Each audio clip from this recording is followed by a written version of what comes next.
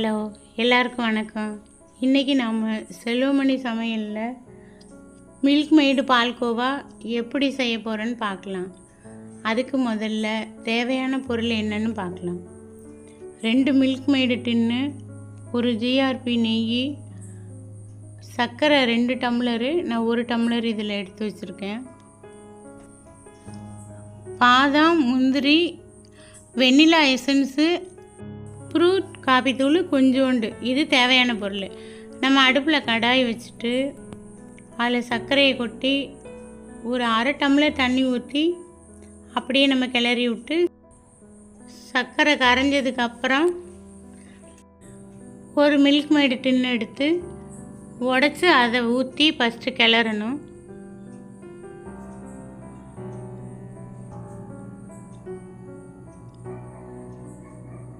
அதை ஊற்றி கிளறதுக்கப்புறம் இன்னும் ஒரு டின்னையும் எடுத்து ஊற்றி அதையும் கிளறி விடணும். 2 ஊற்றி கிளறினதுக்கப்புறம் நல்லா ஹைலையும் லோவிலையும் வச்சு கைவிடாமல் நம்ம கிளறி விட்டுக்கிட்டே இருக்கணும்.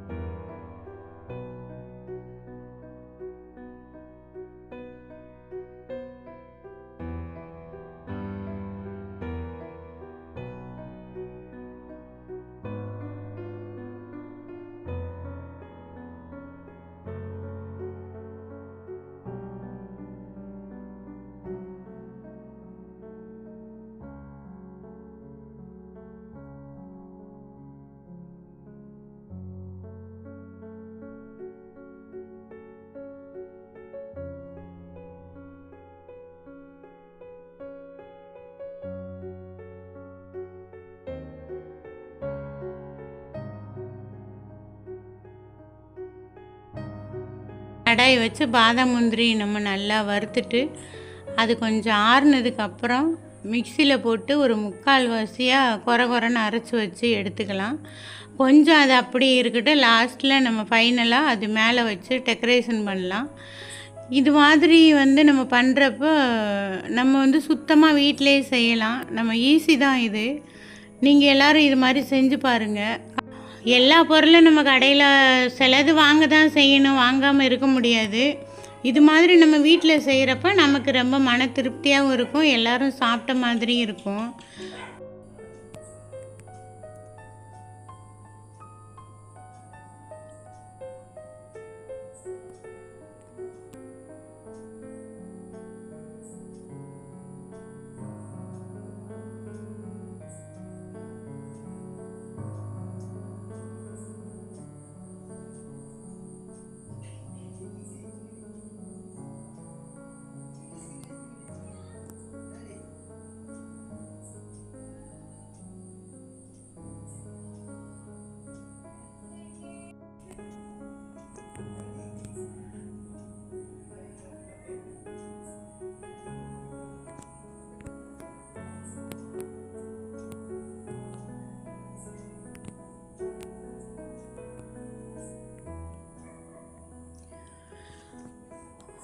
இப்போ இந்த மாதிரி பதம் வரும்போது நம்ம கிண்டி விட்டுட்டே இருக்கணும். கையை விட்டு இறக்கவே கூடாது, கையை எடுக்கவே கூடாது. அப்படியே சிம்மில் வச்சிடணும். லாஸ்ட்டாக அப்படி நல்லா கிளறி விட்டுட்டே இருங்க. இந்த டைமில் நம்ம அரைச்சி வச்ச முந்திரியையும் அதில் போடணும். ஒரு துளி நம்ம ஃப்ரூட் தூள் எடுத்து வச்சுருக்கோம்ல, அதையும் போடணும். அதுக்கப்புறம் போட்டு நல்லா கிளறி விட்டுட்டே இருக்கிறப்ப எசன்ஸ் ஊற்றிட்டு நம்ம நெய் வச்சுருக்கோம்ல, அதையும் ஊற்றி நல்லா கிளறிக்கிட்டே இருக்கணும். அந்த பதம் எப்படி வரும்னா நமக்கு கொஞ்சம் முறையாக வரும், அடி பிடிக்கக்கூடாது. அந்த ஊற்றின நெய் கொஞ்சம் வெளியே வரணும். அது வரைக்கும் நல்லா கைவிடாமல் கிளறி விட்டுட்டே இருக்கணும். ரொம்ப கிளறி விட்டு ரொம்ப நமக்கு நெய் வெளியே வந்துருச்சுன்னா அது முருகி போயிடும். அந்த மாதிரி முருகி போனால் பால்கோவா மாதிரி இருக்காது. இது கொஞ்சம் நமக்கு இப்போ பதம் பார்த்து அதை அந்த மாதிரி இறக்கணும். கையில் கொஞ்சம் பிசு பிசுன்னு இருக்கணும். ஆரம்பத்தில் நம்ம எடுக்கும் போது துடுப்புலாம் அப்படியே கொட்டும். லாஸ்ட் டைமில் நமக்கு கொட்டாது, கொஞ்சம் கொஞ்சமாக விழும். அதுதான் பதம். நம்ம அந்த மாதிரி இருக்கும்போது எடுத்து கொட்டி தட்டில் வச்சுட்டு நமக்கு ஒரு 10 நிமிஷத்துலேயே அது ரெடி ஆயிரும் பால்கோவா. இது மாதிரி செஞ்சு பாருங்கள் நீங்களும். இப்போ நான்ஸ்டிக் பாத்திரம்னா நமக்கு வந்து அடி பிடிக்காது அந்த அளவுக்கு. நல்லா ஸ்லோவிலே வச்சுருங்க, ஒரு பாதிக்கு மேலே. ரொம்ப நேரம் ஆகாது, ஒரு 20 நிமிஷத்துக்குள்ளே ரெடி ஆயிரும். ஸ்லோவிலே வச்சு அப்படியே கிண்டிகிட்டே இருங்க.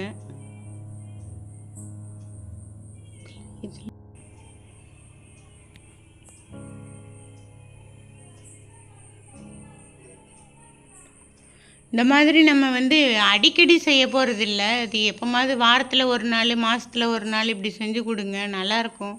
ஸ்வீட்டு செஞ்சு பார்த்துட்டு இப்போ வீட்டில் பிடிச்சிருந்தா நம்ம வாரத்தில் ஒரு வாட்டி செய்ய சொல்லுவாங்க. இது எங்கள் வீட்டில் எல்லாருக்கும் பிடிக்கும் இந்த மாதிரி ஸ்வீட்டு. அது இந்த ஸ்வீட் ரொம்ப பிடிக்கும். நீங்களும் இது மாதிரி செஞ்சு பாருங்கள். இப்போ இது ரெடி ஆயிடுச்சு, தட்டில் ஊற்றி நம்ம எடுக்கிறோம்.